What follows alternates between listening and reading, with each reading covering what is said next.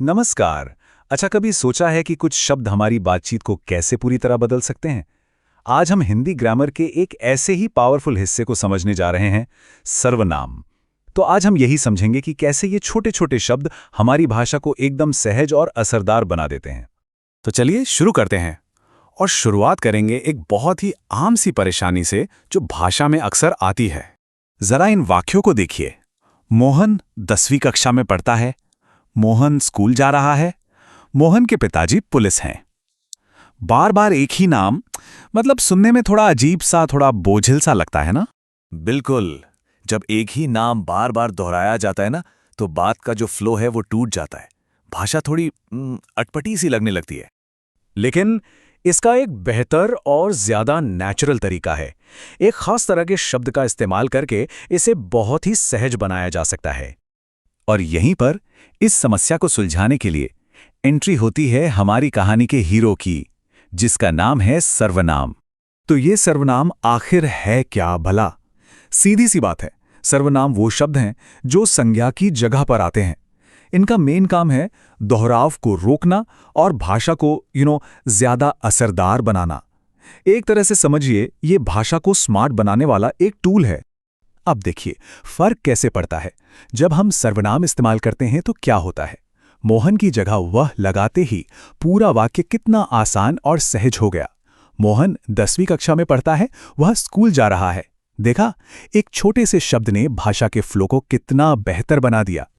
तो समझने वाली बात यह है कि सर्वनाम कोई एक अकेला शब्द नहीं है। अरे, ये तो एक पूरा टूलकिट है। और हिंदी में इस टूलकिट को मोटे तौर पर 6 हिस्सों में, मतलब 6 प्रकारों में बांटा गया है। चलिए देखते हैं कौन कौन से हैं ये।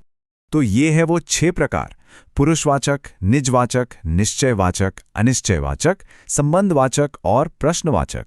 इसे एक तरह का मैप समझ सकते हैं जो हमें आगे की चीजें समझने में मदद करेगा। तो चलिए अब इस टूलकिट से कुछ सबसे जरूरी और सबसे ज्यादा काम आने वाले औजारों, मतलब सर्वनामों को जरा करीब से देखते हैं। हम 3 सबसे अहम प्रकारों पर फोकस करेंगे। सबसे पहले है पुरुषवाचक सर्वनाम। ये वो शब्द हैं जो बातचीत में इस्तेमाल होते हैं, मतलब बोलने वाले के लिए, सुनने वाले के लिए या फिर किसी और के लिए जिसके बारे में बात हो रही हो। असल में यही तो किसी भी बातचीत की बुनियाद है। और इनको भी 3 कैटेगरीज में बांटा गया है। पहला, उत्तम पुरुष, यानी जो बोल रहा है, जैसे मैं, हम। दूसरा, मध्यम पुरुष, यानी जो सुन रहा है, जैसे तू, तुम, आप।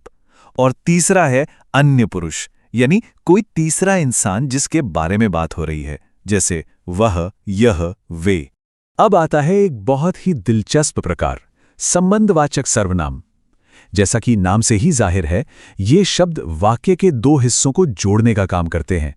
एक संज्ञा और दूसरे क्लॉज के बीच में एक रिश्ता, एक संबंध बनाते हैं। ये बड़े काम के हैं, खासकर जब हमें थोड़े जटिल या गहरे मतलब वाले वाक्य बनाने हों।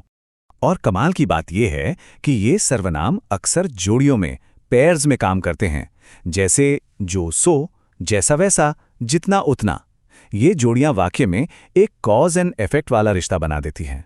मिसाल के तौर पर, जो करेगा सो भरेगा। कितना साफ है ना? और हमारा तीसरा जरूरी प्रकार है निजवाचक सर्वनाम। निज यानी अपना। तो ये वो शब्द हैं जो स्वयं या खुद का एहसास दिलाते हैं। ये बताते हैं कि सब्जेक्ट ने काम खुद पर ही किया है। इससे वाक्य में एक जोर आता है, एक क्लैरिटी आती है। इसके कुछ खास शब्द हैं: आप, अपने आप, स्वयं, खुद। उदाहरण देखिए, मैं खुद लिख लूंगा या वह स्वयं गाड़ी चला सकती है। इन वाक्यों में खुद और स्वयं इस बात पर जोर दे रहे हैं कि काम करने वाला कौन है। तो अभी तक हमने जो भी देखा, चलिए उसे फटाफट समेटते हैं और समझते हैं कि आखिर ये सर्वनाम इतने जरूरी क्यों हैं, क्यों इन पर अच्छी पकड़ होना बातचीत के लिए इतना अहम है। ये लाइन सब कुछ कह देती है। सर्वनाम संज्ञा की पुनरावृत्ति को रोकता है। बिल्कुल सीधा और सिंपल। सर्वनाम का सबसे बड़ा फायदा यही है कि ये बार बार नाम लेने की जरूरत को खत्म कर देता है, जिससे भाषा अटपटी नहीं लगती। तो इसके फायदे क्या क्या हैं? 3 बड़ी बातें हैं। पहली, स्पष्टता यानी क्लैरिटी, वाक्य आसानी से समझ में आते हैं। दूसरी, प्रवाह यानी फ्लो, भाषा में एक नेचुरल रिदम बनती है। और तीसरी और बहुत जरूरी, परिष्कार, मतलब लिखने और बोलने का अंदाज बेसिक से एडवांस्ड हो जाता है। तो अब सवाल ये उठता है कि इस टूल किट का इस्तेमाल करके भाषा को और भी सुंदर कैसे बनाया जा सकता है। सोचकर देखिए, क्योंकि अपनी बात को असरदार ढंग से कहने की चाबी इन्हीं छोटे छोटे शब्दों में छिपी है।